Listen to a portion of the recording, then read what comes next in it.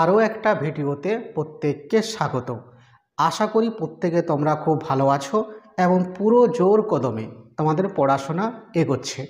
আজকে চতুর্থ পর্বের ভিডিওতে আমি তোমাদের বাংলা সাহিত্যের ইতিহাস যে অংশটা তোমাদের রয়েছে সেখান থেকে সাজেশনটা শেয়ার করতে চলেছি।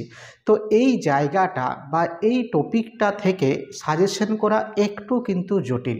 অর্থাৎ আমরা দেখেছি বিগত বছরে অর্থাৎ 24 সালের যদি অনলি কোশ্চেনটা আমরা একটু হাতে নিই তাহলে দেখতে পাবো যে সেখান থেকে অর্থাৎ বিজ্ঞান চর্চা যে টপিকটা রয়েছে সেখান থেকে আমরা যেটা আশা করিনি এরকম দুটো ব্যক্তির কিন্তু অবদান এসেছে।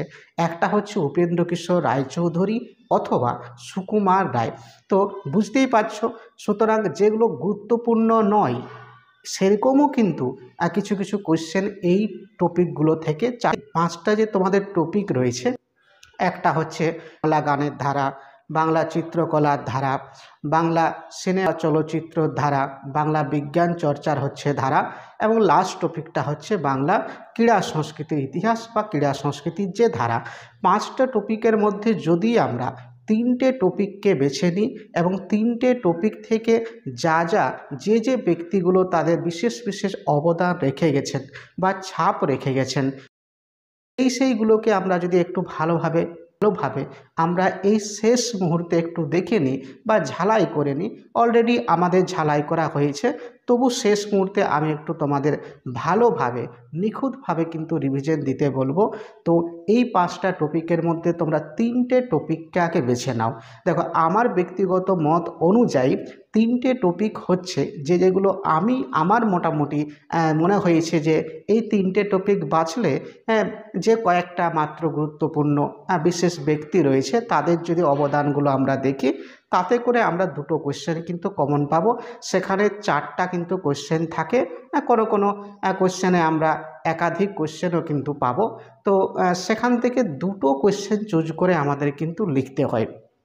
তো এই পাঁচটা টপিকের মধ্যে আমরা তিনটে টপিক বাছব।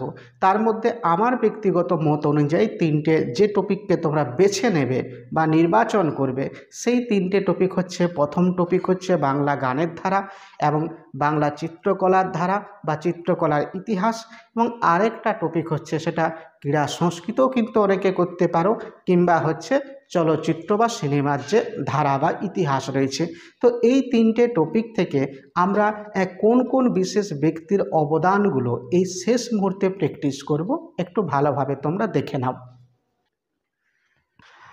দেখো, বাংলা গানের ধারায় 24 সালে অতুল প্রসাদ এসেছে, সুতরাং 25 সালের জন্য আমরা এই কোশ্চেনটা গুরুত্বের নিরিখে একটু বেছেছি। আমার মনে হয়েছে এটা এবছর আসতে পারে বা আসার মতো একটা কোশ্চেন।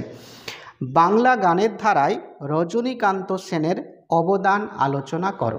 ঠিক আছে। 2 নাম্বার কোশ্চেন আমরা করব, বাংলা সঙ্গীতের জগতে নজরুল ইসলামের অবদান আলোচনা করো। এটা 2017 সালেও এই কোশ্চেনটা কিন্তু এসেছিল। নেক্সট এখান থেকে 3 নাম্বার কোশ্চেন হচ্ছে, বাংলার দুটি লোকসঙ্গীতের ধারার নাম লেখো, যে কোনো একটি ধারার সংক্ষিপ্ত পরিচয় দাও। সেখানে যে কোনো দুটো লোকসঙ্গীত তো অনেক রয়েছে আমরা জানি, যে কোনো দুটো নির্বাচন করে সেখানে 10টা বাক্য যদি আমরা খুব সুন্দর করে লিখতে পারি তাহলে 5-এর মধ্যে 5 কিংবা 4, 4.5 পাওয়া যাবে। নেক্সট এখান থেকে 4 নাম্বার কোশ্চেন, এই কোশ্চেনটা 23 সালে কিন্তু এসেছিল এবং গুরুত্বের নিরিখে অবশ্যই এই কোশ্চেনটার আলাদা একটা জায়গা আছে। বাংলা সংস্কৃতির ইতিহাসে রবীন্দ্রসঙ্গীতের গুরুত্ব আলোচনা করো। এবং এখান থেকে লাস্ট কোশ্চেন হচ্ছে, বাংলা গানের ধারায় সলিল চৌধুরীর বিশিষ্টতা সম্পর্কে আলোচনা করো। এটা আমরা প্রবন্ধ রচনা হিসেবেও কিন্তু করে যাব, কারণ শতবর্ষ সলিল চৌধুরীর এই বছর পূর্তি হচ্ছে, সুতরাং এটা প্রবন্ধ রচনা হিসেবেও গুরুত্বপূর্ণ আছে। আর বাংলা গানের ধারায় তার তো আলাদা একটা জায়গা আছেই আমরা জানি, এই এলে গানের ধারায় তার অবদান হিসেবেও কিন্তু আসতে পারে। সুতরাং সলিল চৌধুরীটা গুরুত্ব সহকারে আমরা প্র্যাকটিস করে যাব, কি রচনা কিংবা কি হচ্ছে গানের ধারায় অবদান। 2 নাম্বার টপিক আমরা কিন্তু বেছেছি বাঙালির চিত্রকলা। 1 নাম্বার কোশ্চেন হচ্ছে বাংলা চিত্রকলা। বাংলা চিত্রকলায় যামিনী রায়ের অবদান আলোচনা করো। গুরুত্বের নিরিখে অনেকটা এগিয়ে আছে কোশ্চেনটা, কারণ এটা আমরা 2015 থেকে 2024 সাল অবধি উচ্চ মাধ্যমিকে যটা পরীক্ষা হয়েছে একটা বারও যামিনী রায়কে কোশ্চেন হিসেবে কিন্তু পাইনি। সুতরাং 2025 সালে আমরা আশায় বুক বাঁধছি এই কোশ্চেনটা আসতেও পারে, কিন্তু কিংবা একটা সম্ভাবনা আছে। বাংলা চিত্রকলায় যামিনী রায়ের অবদান আলোচনা করো। নেক্সট এখান থেকে 2 নাম্বার কোশ্চেন, চিত্রকলায় চর্চায় শিল্পাচার্য নন্দলাল বসুর স্থান নিরূপণ করো। এটা হচ্ছে 18 এবং 22 দুটো সালেই এই কোশ্চেনটা এসেছিল। আমরা পরের কোশ্চেনে যাই, 3 নাম্বার কোশ্চেন, বাঙালি চিত্রকলা ধারায় অবনীন্দ্রনাথ ঠাকুরের অবদান আলোচনা করো। দুটো সালে কোশ্চেনটা এসেছিল, 16 এবং 23 সালে। মারাত্মক গুরুত্বপূর্ণ একটা কোশ্চেন, বাংলা চিত্রকলায় অবনীন্দ্রনাথ ঠাকুরের অবদান। এটা অলরেডি আমাদের খুব সুন্দরভাবে প্র্যাকটিস করা হয়েছে, এবং যাদের কিন্তু প্র্যাকটিস করা এখনও হয়নি, যাদের এখনও দেখা হয়নি এই কোশ্চেনের উত্তরটা, তারা শেষ মুহূর্তে একটু ভালোভাবে ঝালাই করে নাও। নেক্সট 4 নাম্বার কোশ্চেন, এই কোশ্চেনটা মারাত্মক গুরুত্বপূর্ণ। বাঁকুড়ার একজন বিখ্যাত চিত্রশিল্পী, নাম হচ্ছে রামকিঙ্কর বেজের অবদান। ঠিক আছে, বাংলা চিত্রকলায় রামকিঙ্কর বেজ যে একটা নতুন ধারার সৃষ্টি করেছিলেন তার সম্পর্কও কিন্তু পরীক্ষায় আসতে পারে। কোশ্চেনের ভাষাটা এরকম হবে, বাংলা চিত্রকলার ইতিহাসে ভাস্কর ও চিত্রকর রামকিঙ্কর বেজের অবদান ও স্বকীয়তা বিষয়ে সংক্ষিপ্ত আলোচনা করো। এই কোশ্চেনটা 15 সালে কিন্তু এসেছিল। নেক্সট এখান থেকে আরেকটা কোশ্চেন তোমরা একটু চোখ বুলিয়ে যাবে কিংবা গুরুত্ব সহকারে কিন্তু দেখে যাবে। পট শব্দটির অর্থ কী? এই শিল্পটি সম্পর্কে আলোচনা করো। এই কোশ্চেনটা 17 এবং 20 সালে কিন্তু পরীক্ষায় এসেছিল।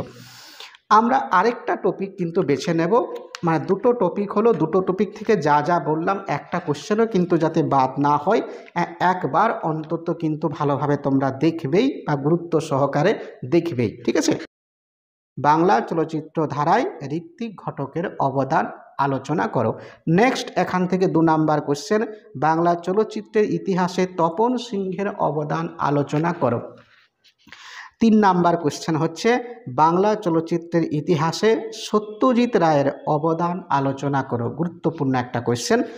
নেক্সট হচ্ছে, এই কোশ্চেনটা একটু দেখে যাবে, পরীক্ষায় আসবেই এমন কিন্তু হলপ করে বলা যাচ্ছে না, কিন্তু যদি আসে তাহলে তোমরা কিন্তু লিখে আসতে পারবে।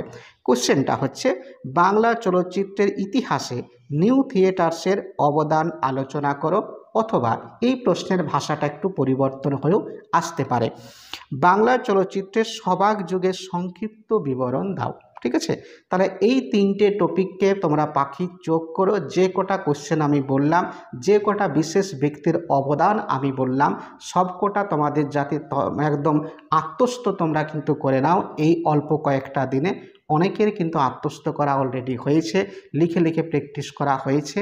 যাদের এখনও হয়নি অবশ্যই কিন্তু এই 3টে টপিক থেকে যে কটা কোশ্চেন আমি বললাম অবশ্যই তোমরা কিন্তু একটু দেখে নাও। নেক্সট এরপর যে দুটো টপিক আমাদের বাকি থাকলো, একটা হচ্ছে বাংলা বিজ্ঞান চর্চার ইতিহাস, আর একটা হচ্ছে বাংলা ক্রীড়া সংস্কৃতির ইতিহাস, মানে খেলাধুলো।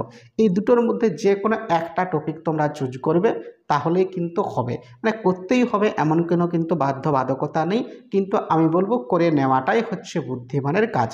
মুখস্থ না করলেও একটু চোখের দেখা, ভালোভাবে দেখে নেবে যে ইনফরমেশনগুলো কিন্তু আছে বিশেষ ব্যক্তির, তাদের গানে কী অবদান আছে, কি পুরস্কার তারা পেয়েছেন, কত সালে পুরস্কার পেয়েছেন, এই যে অবদানগুলো, বা যে আমাদের একটু এমসিকিউ টাইপের কোশ্চেনও তো এখান থেকে আসবে 3টে, আমরা জানি এসিকিউ টাইপের কোশ্চেন এখান থেকে আসে না, সাহিত্যের ইতিহাস থেকে, কিন্তু এমসিকিউ টাইপের কোশ্চেন আসে।